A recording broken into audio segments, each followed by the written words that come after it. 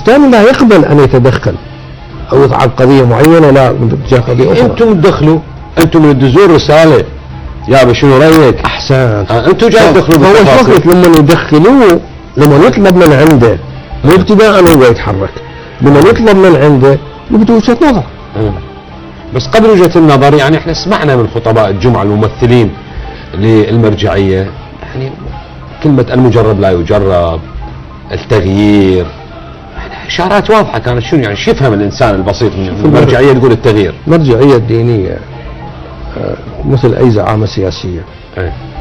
المرجع مثل القائد، مستشاريه يأثرون بشكل أو آخر في قناعاته.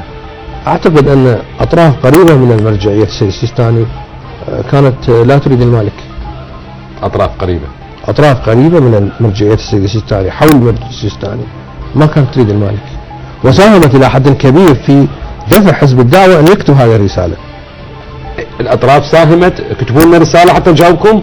أنا قناعتي هذه، ما عندي قناعتي أن هذه الأطراف كانت يمتلك هذه الصلاحية ويتحدث باسم مكتب السيستاني. لا ماكو، أول ما يتحدث بشكل رسمي هو ولا يطلع للعلن، لكن لديه وسائل كثيرة لأن يخلق جو. هذا الجو من شأنه أن يخلق مقدمات موقف.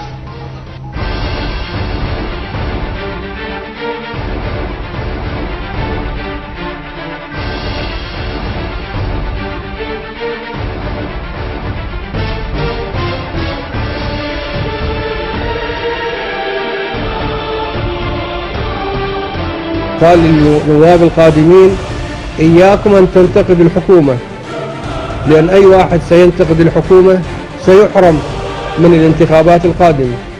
وأنا أعتقد الدستور أعطانا حصانة لما نعبر عنه من تصريحات. لماذا؟ لأنه يدرك أن دور الرقابة الذي يمكن أو الذي يجب أن يقوم فيه النواب يجب أن يكون في فضاء مفتوح وحر، لا تسلط عليه أدوات القمع ولا تسلط عليه الرقابة التي تكتم الأنفاس أو تكتم الأفواه.